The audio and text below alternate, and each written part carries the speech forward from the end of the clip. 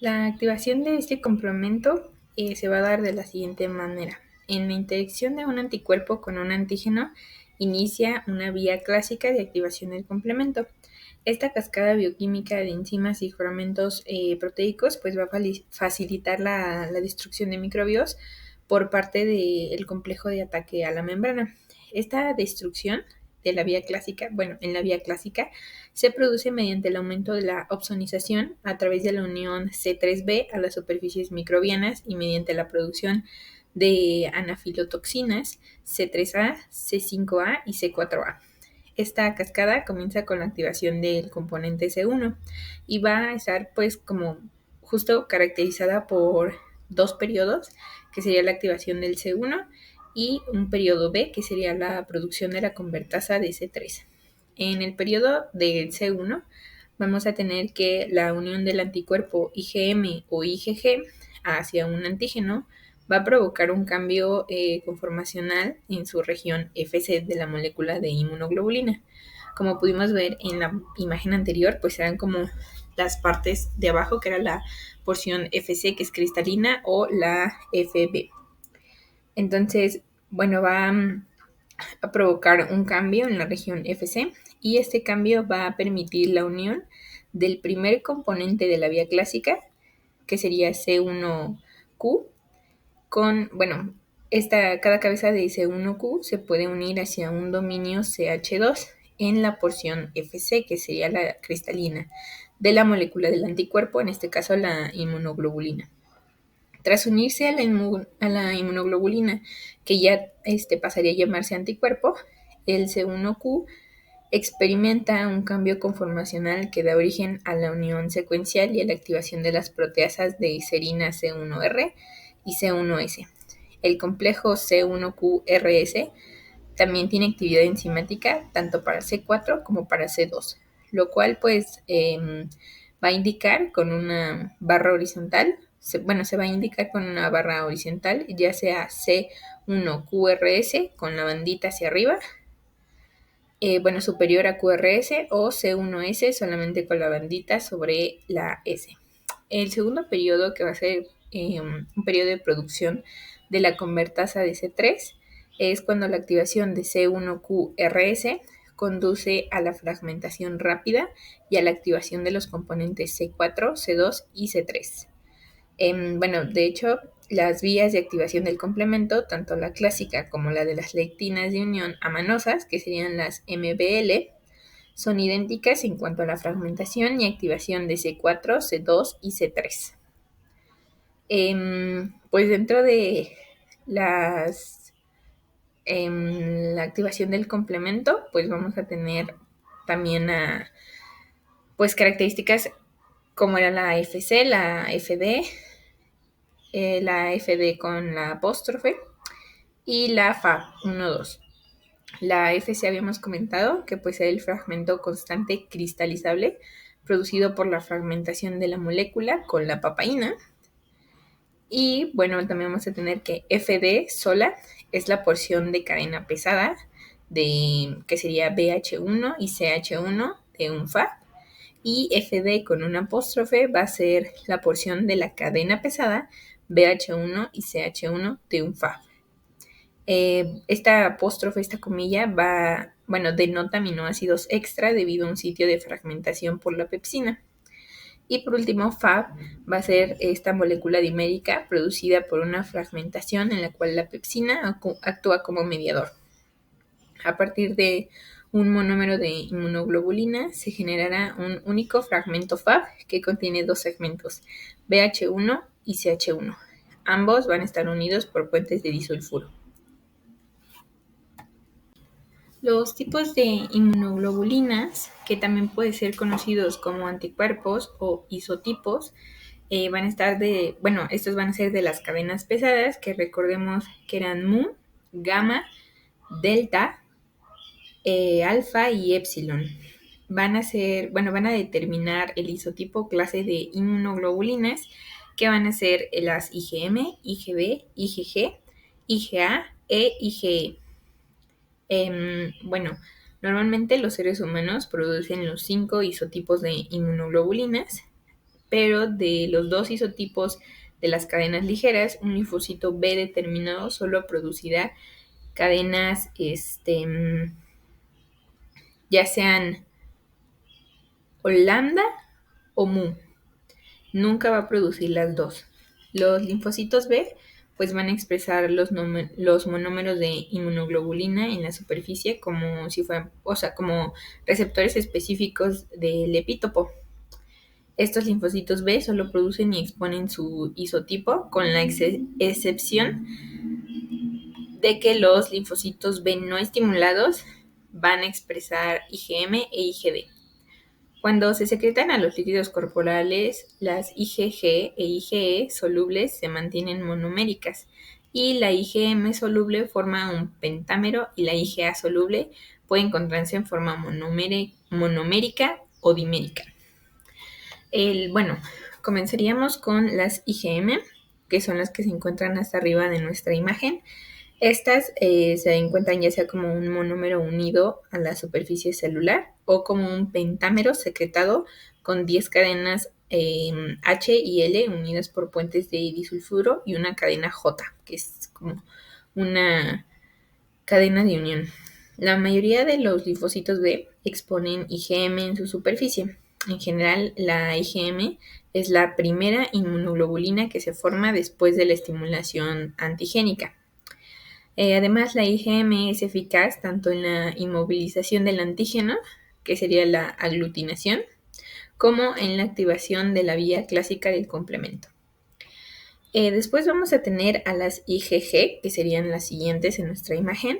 Estas se encuentran en forma monomérica, tanto en la superficie celular como en las moléculas secretadas. Son 4 las subclases que sus subclases de cadenas pesadas, y van a ser las que se encargan de las 4 subclases de IgG humanas: IgG1, IgG2, IgG3 e IgG4. Conjuntamente estas subclases de IgG conforman la mayor parte de la inmunoglobulina en el suero. Muchos de los anticuerpos IgG activan el complemento, opsonizan y neutralizan los microorganismos y los virus e inician la citotoxicidad celular dependiente del anticuerpo de manera eficaz, además de que desempeñan en una gran variedad de funciones de hipersensibilidad. La siguiente en nuestra imagen sería la IgA. Esta está presente tanto en forma monomérica como en dimérica. La IgA monomérica se encuentra en el suero. La inserción de una cadena J o de unión a dos monómeros de IgA va a originar la formación de un dímero.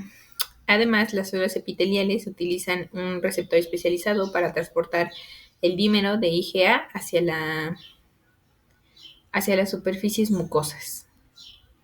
Este receptor especializado se convierte en una molécula accesoria que se une en los dímeros de IgA y se conoce como el componente secretor.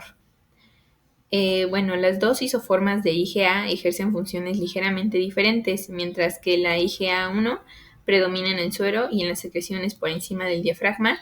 La IgA2 secretada representa la mayor parte de la IgA presente en la luz de la porción inferior del tubo gastrointestinal. Cada día se sintetizan y secretan grandes cantidades de IgA a través de las superficies mucosas del tubo gastrointestinal, las vías respiratorias y otros epitelios secretores. Diariamente se produce más cantidad de IgA que de todo el resto de los isotipos juntos. La que continúa en nuestra imagen sería la IgE. Esta está presente en el suero en concentraciones relativamente bajas. La mayor parte se absorbe en las superficies de los mastocitos, los basófilos y los eosinófilos. Los mastocitos y los basófilos disponen de receptores específicos del isotipo, que reconocen la porción Fc de las moléculas de IgE libres. Este entrecruzamiento de la IgE en la superficie de los mastocitos, mediado por una unión en un antígeno, desencadena la liberación de histamina y otros mediadores inflamatorios, lo que genera reacciones de hipersensibilidad, que sería como alergia. Sería una alergia inmediata, pues. Continuando, tendríamos por último a nuestra IgD. Estas tienen una estructura monomérica y se encuentran casi exclusivamente en la superficie de los linfocitos B. Y pues realmente no se sabe mucho de su función. Los receptores de la inmunidad innata pues van a ser este conjunto de moléculas que se unen a señales para activar la acción inmunitaria, es decir, la inmunidad. Este tipo de receptores generalmente son no específicos, es decir, pues no son generales, vaya, no tienen una especificidad adquirida. Además de que estos se van a poder clasificar en dos grandes grupos, aquellos que reconocen patógenos y aquellos que reconocen el daño celular. Primeramente vamos a tener a los PAMs. Sus siglas quiere decir patrones moleculares asociados a patógenos, que pues bueno, van a ser pequeñas secuencias de moléculas que se repiten en grupos de patógenos. Estas células, estos receptores no se encuentran en las células humanas y los más visuales llegan a ser los lipopolisacáridos, la manosa, el peptidoglucano y el ADN. Además, vamos a tener también a PRRS, que van a ser los receptores celulares de los patrones de patógenos, es decir, el receptor celular de PAMS. Van a ser los receptores de reconocimiento del patrón y entre estos receptores los más usados van a ser los receptores tipo TOL. Entonces, como un pequeño resumen de entre PAMS y PRRS, es que una bacteria va a tener como un receptor PAMS, el cual se va a reconocer por medio de células presentadoras de antígeno, un macrófago, y lo va a activar y va a destruir a esta bacteria. Entonces, de acuerdo a los receptores tipo TOL, que sería el TLR, va a ser pues un receptor que se encuentra en muchos tipos de células, como serían macrófagos, neutrófilos, natural killer. Tienen como característica que pueden activar la actividad fagocitaria y regularmente hay 10 tipos de TLR. Vamos a tener que hay algunos unidos a la membrana y otros al citosol. Los que son citosólicos van a ser solubles y se van a activar como opsinas. Las opsinas se van a unir a su receptor en la bacteria o virus y esto es una señal para que un macrófago ataque esa unión de opsinas. Las moléculas se van a unir a la superficie de microbios o virus para hacerlo más atractivo a las células efectoras, que va a ser la opsonización. La alteración de TLR causa inflamación, una inflamación que no está controlada y que también se relaciona con ciertas enfermedades, como sería la artritis reumatoide. Siguiendo con los receptores de la inmunidad innata, vamos a tener las DAMPs. Algunas células al sufrir algún tipo de estrés físico o un cambio brusco de temperatura o que haya un daño celular, cáncer, necrosis, entre otros tipos de afectaciones directas hacia la célula, van a tener este proceso por DAMPs. Las DAMPs van a expresar en su superficie membranal, van a estar expuestas en la superficie membranal y van a ser patrones de moléculas asociadas a daño celular. Al contrario de las PAMs, que eran a patógenos, las DAMPs van a ser hacia el daño celular. Esta expresión es reconocida por otras células de la inmunidad, como serían los monocitos, los macrófagos o los natural killer, y van a destruir a esta célula que está pues básicamente estresada por el estrés físico por el que está pasando. Como por ejemplo, puede ser cuando una proteína tiene un choque térmico, se libera la célula cuando tiene pues altas temperaturas y actúa una inflamación.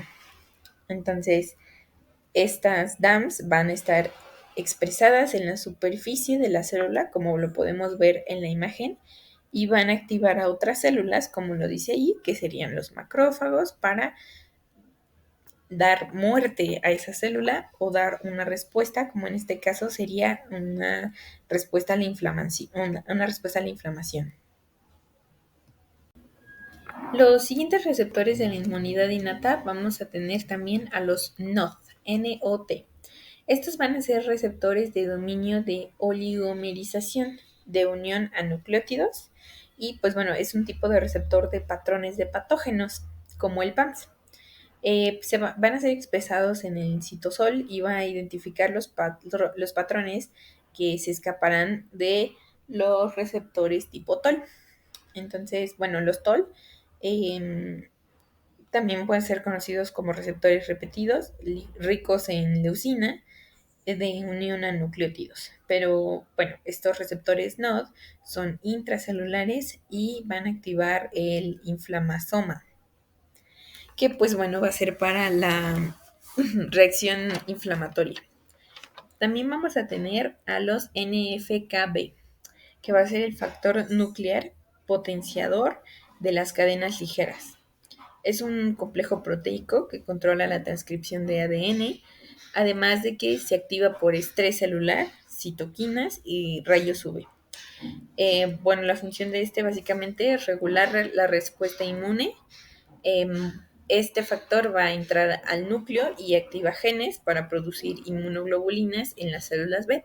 Recordemos que los linfocitos B son aquellos que van a producir las inmunoglobulinas y cuando están más especializados se les va a conocer como anticuerpos. Esto es en las células B. En las células T va a provocar una maduración y proliferación. Recordemos que los linfocitos T son los que van a estar organizando a las demás células del sistema inmune para provocar la reacción inmunitaria. También va a estar presente en neuronas, que se va a relacionar con el aprendizaje. Y bueno, si hay poca cantidad de este factor, la célula se va a inducir hacia la apoptosis. Después vamos a tener el factor de necrosis tumoral, que se le conoce como TNFL. Bueno, esta va a ser una citocina que interviene en la inflamación, la apoptosis, y se produce por agresiones celulares, como serían las infecciones. Este factor de necrosis tumoral va a activar a las células T, además de que promueve la producción de inmunoglobulinas en las células B, que sería pues algo parecido a la función que tiene el factor nuclear. Además, también activa plaquetas y neutrófilos. Entonces, como un breve resumen, las NFKB pues van a inducir a las células B a que produzcan inmunoglobulinas y a las células T a su maduración y proliferación. En cambio, en el factor de necrosis tumoral, que sería el TNFL, igual van a compartir esas funciones, pero además este factor de necrosis tumoral va a activar pues a las plaquetas y a los neutrófilos. Las interleucinas, también abreviadas como IL, son proteínas que van a actuar como mensajeros químicos. Estas interleucinas se identifican normalmente en los leucocitos y, bueno, su función va a ser la de regular las células del sistema inmunitario, que es algo parecido a lo que hacen los linfocitos T. Justo por eso el CD4, el linfocito T tipo CD4, va a ser el principal productor de interleucinas. Estas interleucinas son de bajo peso molecular y aproximadamente hay 33 interleucinas que van de el IL1 a IL2, IL3, IL4 y así sucesivamente. Dentro de estos 33 tipos de interleucinas va a haber ciertas diferencias. Por ejemplo, de IL1 a IL9, estas interleucinas van a promover a las células del sistema inmune. En cambio, la IL10 va a inhibir a las células del sistema inmune. Es decir, estas interleucinas, a pesar de que comparten ciertas funciones, va a haber y provienen de la misma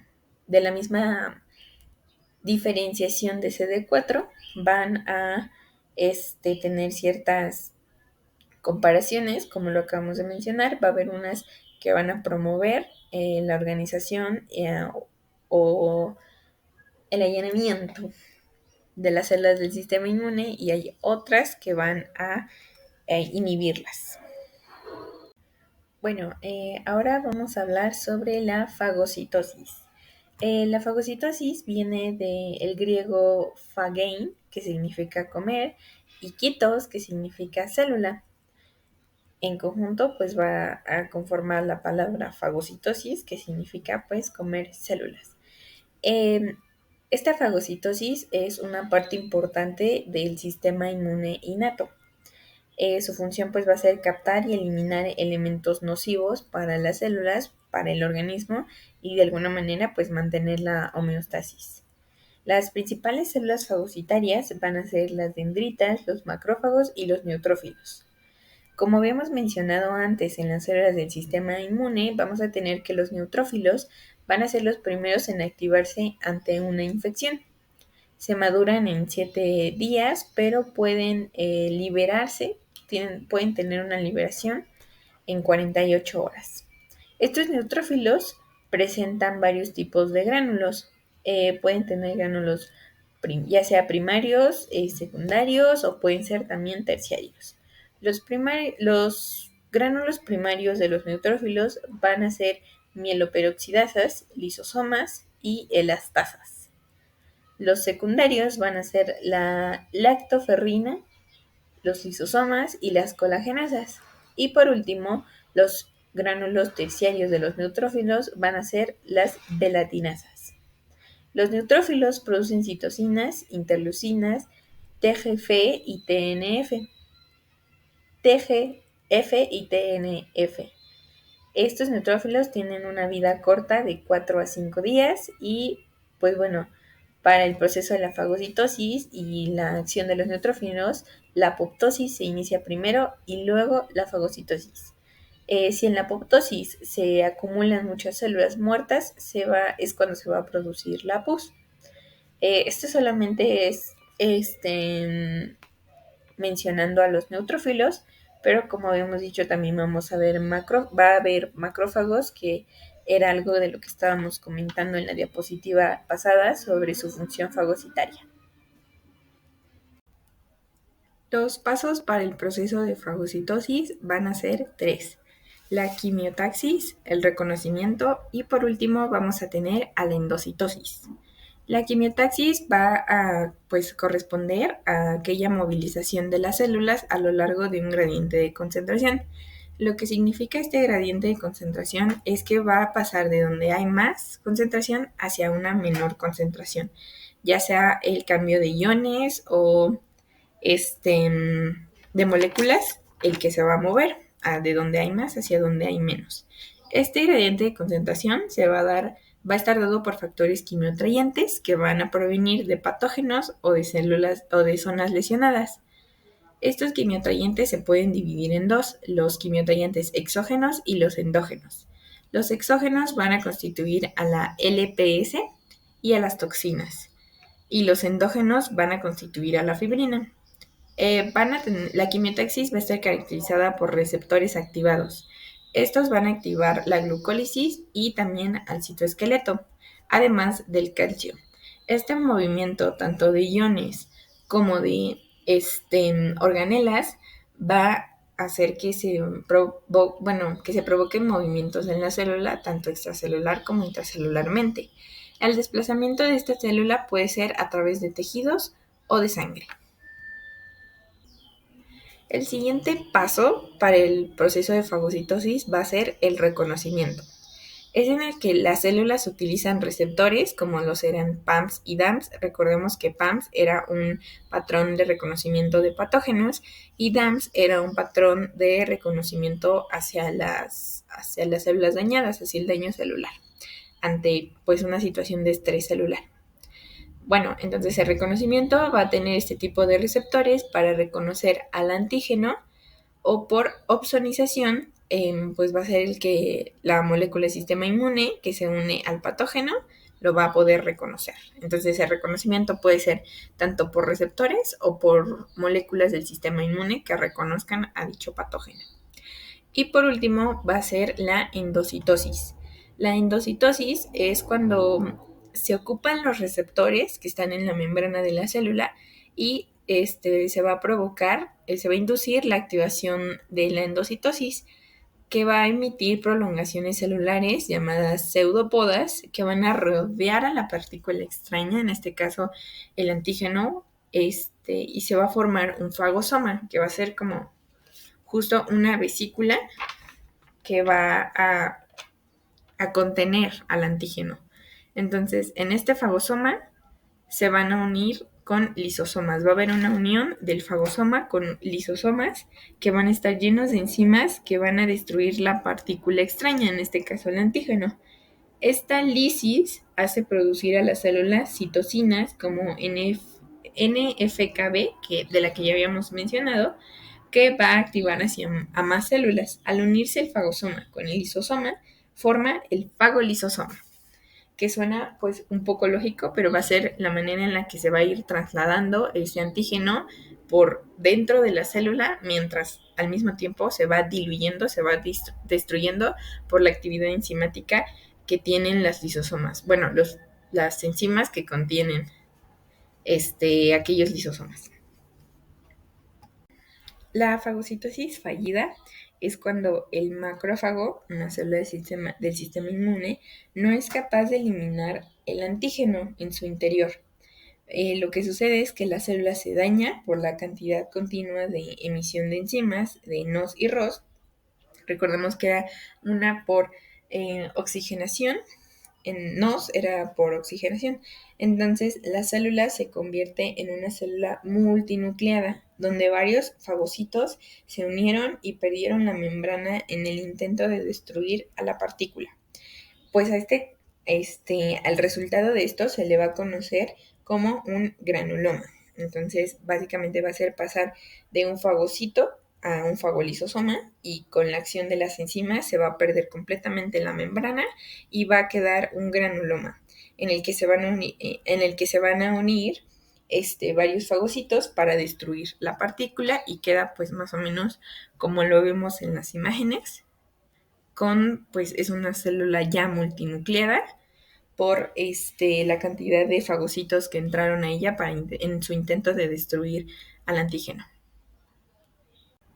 La evasión de fagocitosis es, donde van a existir microorganismos que pueden evadir enzimas o que pueden evadir la unión del fagosoma con el lisosoma, con lo que viven dentro del macrófago, como sería en el caso de la tuberculosis. Entonces, estos microorganismos evitan que el fagolisosoma sea una lisosoma, lo que hace que no se pueda, las enzimas que están dentro del lisosoma no puedan diluir al antígeno que tiene dentro el fagosoma, lo que hace pues que realmente no lo expulse, ya que realmente no han reconocido a lo malo dentro de la célula, que llegó a la célula, entonces no lo expulsan. Por lo tanto, pues este microorganismo vive dentro del macrófago sin que sea realmente detectado para su eliminación.